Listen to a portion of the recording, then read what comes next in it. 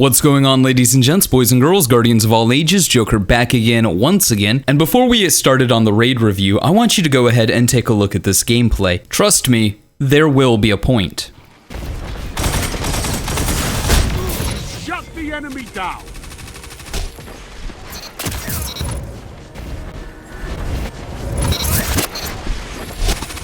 Argy down. Now that's a lot of damage!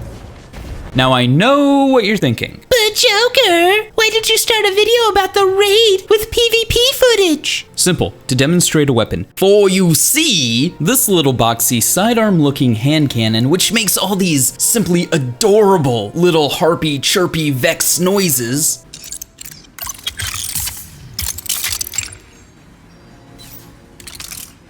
as I'm sure many of you already know, is a reward that you get from the raid. This is a god roll. Small bore, hammer forged, accurized rounds, a range masterwork, Eye of the Storm, swashbuckler.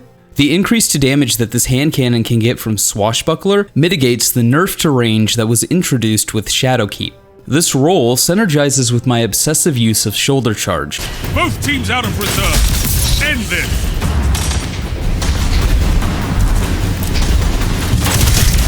This is it. Show me what you've got. Double down. Zone B lost.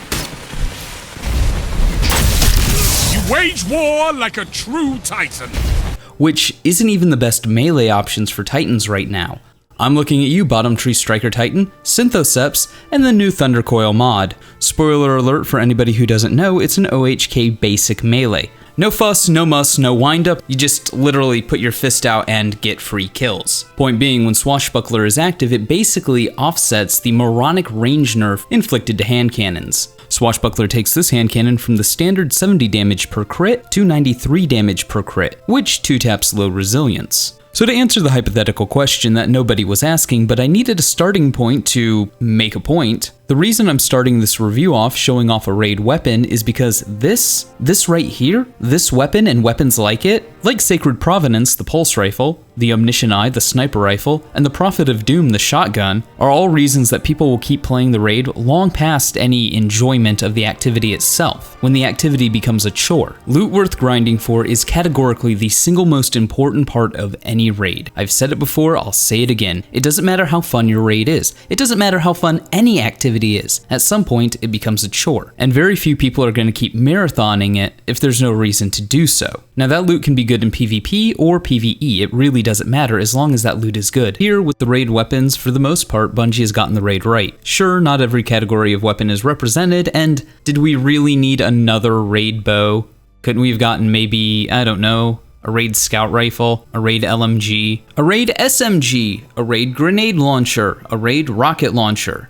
And not all of the raid rewards currently in Garden of Salvation are worth the time of day. The Zealot's reward is cool looking, but it's statistically absolutely worthless because, well, it's just a shotgun with charge time, in a sandbox with KERENTIL FR4, Wizened Rebuke, and the Epicurean. As for the raid armor, we've already gone over this in another video. It's basically nothing more than a symmetrical reskin or asset flip of the Curse of Osiris Eververse armor. But enough about the loot. What about the raid itself? The top-down idea of the raid is, and spoiler alert, leave now or forever hold your peace. 1, 2, 3, 4, 5. Are they gone? The pyramid ship buried on the moon is communicating with something in the Black Garden. Now, a little history, speculation, and theory crafting on the Black Garden because it is relevant for understanding what's going on in the raid. Basically centuries, days, eons, and tomorrow, because you know, wibbly wobbly timey wimey bullshit stuff, the Vex found the Black Garden. Something the Traveler seemingly created, or at least according to the Legends Black Garden Grimoire card, created. Now, the details are muddy because it's new lore, but the Book of the Unveiling tells us that before there was a before, the Gardener or the Traveler would create, and the Winnower, the Darkness,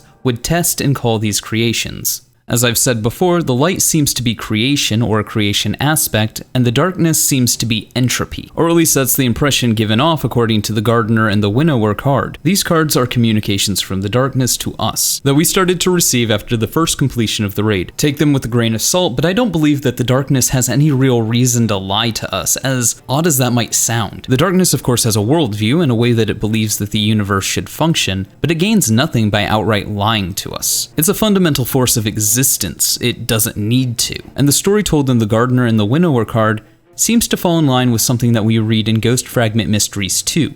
Quote, "A star, I think. We count on stars as steady friends because they always rise and they always shine. But a star is a delicate truce, an explosion caught by its own mass so that it can erupt and can't collapse. Thus, I imagine the state of the machine might be, but one force or another has gone awry, and now it rests here, snuffed and broken, waiting for the two rival forms of ruin to be set in balance again. And the goal of the darkness is told to us by Oryx in the Book of Sorrows, verse 5-6. Ata, ata, ata, ata. Now, of course, we should take anything in the Book of Sorrows with a grain of salt, but I believe we can trust this because it's a rebuke of something that Savathun said. Savathun asks, if I'm as much of a slave to the deep as my taken. She asks, what price I pay for my power. I am not taken. The hive are not the deep.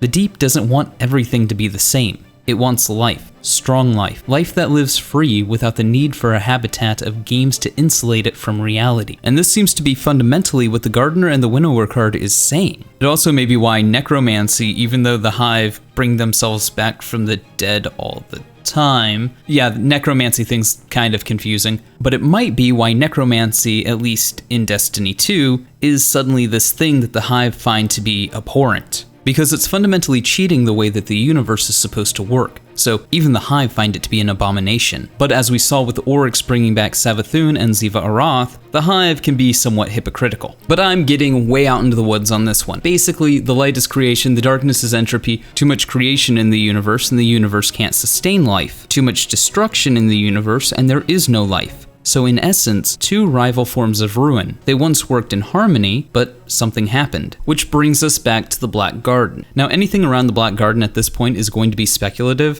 more so with the Unraveling book in play. But if we take the Unraveling book at face value, there's a super important quote that may shed some light on the origin of the Black Garden. A tree of silver wings bloomed, yielded fruit, shed feathers, bloomed again. This, of course, is not the first time we've heard of this tree of silver wings. Ruin wings. In the garden grows a tree of silver wings. The leaves are ruin, the bark disaster. Of the seeds, we do not speak. And on the MK44 stand-asides, we read, the tree in the garden with silver wings. The air around it is oppressive and inspires violence in those who even breathe a little in. Shards of the disastrous bark peel from it and litter the ground, and nothing grows in its shadow. It scintillates finality at dusk. It has achieved entelechy, with every body falling, every civilization laid to waste, every leaf forged into instruments of ruin. The gardener is hard to bother. She is constantly amidst her weeds, kneeling in the tangent dust, gloves covered in a mix of distant soils and metallic saps. She is listening to the music of insects amidst the flowers, the unguent as it begins to drip from the ferns, the light scratching of the worm beneath, and not to you, and certainly not to your cries for help. This implies that the Black Garden was the garden of creation that the Winnower and the Gardener originally come from. If true, that would make a lot of sense, more so when you consider Ghost Fragment Mysteries, in which we read, consider it, the power of Titan Amok, world ender, and consider what it means. I met it at the gates of the garden, and I recall it smiled at me before it devoured the blossoms with black flames and pinned their names across the sky. It was stronger than everything. I fought it with aura knives and the stolen unfire of singularities made sharp, and my sweat was earthquake, my breath was static, but it was stronger. So how did I survive? I am alone. I survived alone. I cast off the shield and I shrugged my shoulders so that billions fell off of me into the ash. They made me to be stronger than them and to learn, and I learned well. It is alone, it is strong, and it won. Even over the Gardener, and she held powers beyond me. But the Gardener did not shrug and make herself alone. It always wins. So originally, we didn't know why the darkness tried to enter the Black Garden during the collapse. The implication now is that the Black Garden may have been the original garden, and all the darkness was trying to do was go back home. Regardless, through either being there originally, something that the Traveler placed in the Black Garden, or being what Rasputin fought during the collapse, or by being the original garden we read about in the Unraveling lore book, there is a darkness pyramid in the Black Garden. The Vex are drawn to it to worship it, and the darkness pyramid on the moon is communicating with it. This communication seems to be forcing the Vex into some form of action, and they're invading the moon. So our goal is simple. Go to the Black Garden and find out what's going on and stop it if we can. So there's a little lore, theory crafting, and speculation about what's going on with the raid, but what about the gameplay? Well, the gameplay is nothing special. That's not to say that it's bad, but it's not the Vault of Glass, King's Fall, Wrath of the Machine, or even The Last Wish. There are 3 primary mechanics used throughout the raid. One is the tether mechanic that you use from the start of the raid to the end of the raid. The other 2 is Harpy Vomit and Gambit 2-Point Bro.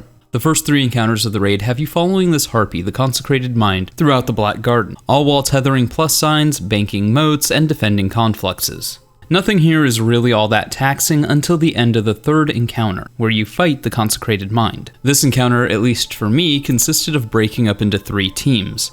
Team Harpy, Team Gambit, and then you had 1 floater. All Team Harpy has to do is essentially prevent the wipe mechanic, while Team Gambit defends the confluxes and banks 30 moats to start the damage phase. The floater is the 4th for Team Harpy and will also play Gambit to speed things up if necessary. Once you bank 30 moats, the Harpy will go to the conflux where the moats were being banked and the damage phase will start. While this encounter has a lot of moving parts, it's nowhere near as difficult as a lot of things that we've seen in other raids. The difficulty here is execution and the boss being a beefy DPS check. That said, and perhaps I'm just missing something, or perhaps it was a connection issue, the Harpy, in my runs, outright refused multiple times to go to the 2nd damage phase. It didn't matter how many eyes you killed or how many moats you banked. So my raid team, myself of course, 2 friends, and the rest filled by an LFG, which is my preferred way of reviewing a raid because this will be the experience that most people have, decided, you know what, fuck it, we're gonna cheese the boss off the ledge. After going back and watching several videos, I didn't see anything that our team was doing wrong, so it seemed to have just glitched out on us. All in all, this encounter isn't hard, nor is it overly involved or complex, but it does punish death and it does require a team working like a machine. Either that or a well-placed smoke grenade. After you kill the Consecrated Mind, you'll make your way through a beautiful landscape and jumping puzzle, up into what I believe is the remnants of an enormous petrified tree. As the landscape is more reminiscent of a tree stump where the tree had been cut down, if not poorly, than it does a mountain. That is just speculation, by the way, but I kinda like it. It sort of makes sense given that this is kind of a titular Garden of Eden type place with a forbidden tree at the center of it, that if for the sake of argument the tree was suddenly destroyed, well, what's at the center of it? Oh wait, the giant pyramid ship. The Garden of Eden reference goes even further when you think about what is gained from completing this part of the raid. You get knowledge, you get divinity. It's an interesting parallel. Regardless, you come to this place and you have to fight this giant fuck-off Vex. This fight kind of reminded me of the Vault of Glass Atheon fight, only tangentially. You have these teams, they're going through portals to bring something back so you can do DPS to the boss. Again, it's a passing likeness, but I thought it was interesting nonetheless. This fight will have the team breaking up and going to 2 islands to collect light and dark moats. These moats will then be brought back to the main boss area and banked. Once you reach 30 moats, you will be able to begin your DPS phase. Once you tether the boss from the conflux to make him vulnerable to damage, of course. While your Gambit Team 1 or Team 2 is away, the remaining 4 players will clear out adds. As adds sacrificing themselves to the confluxes removes your moats and can wipe your party. The players not in the portal, and the players that are not killing the shielded adds, should be rebuilding the arena. This is done through the tether mechanic. When not doing that, they should be clearing out Cyclopses that spawn anytime a portal opens. Mind you, since Cyclopses seem to be able to OHK you no matter what your resilience or level is, Cyclopses are priority to basically anything else. Again, this isn't necessarily as complex as it sounds, and failure is precedented once again on dying or getting overrun and timing. That said, the glaring flaw of the raid is the tether mechanic, and that is made painfully clear during this boss encounter. Sometimes it'll connect, sometimes it won't for absolutely no reason. On top of that, the tether just kinda does what it wants to do sometimes. For example, it'll need to connect to a boss that's 10 feet away, but there's a teammate that's 20 feet away in the opposite direction. Guess where it's going to go tether? The teammate. Because... fuck you. That's why.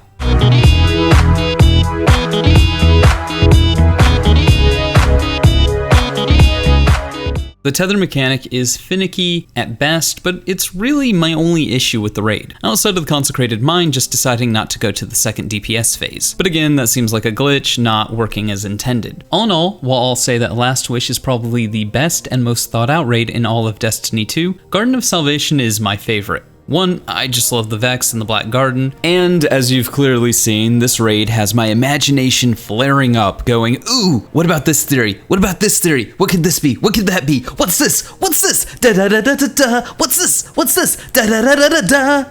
The raid seems somewhat deceptively difficult and maybe a little overwhelming to people who don't know what they're doing, but it's actually pretty easy. It's probably one of the easiest raids in all of Destiny. But hey, those are just my thoughts on the raid. Let me know yours in the comments below. And like always, stay frosty.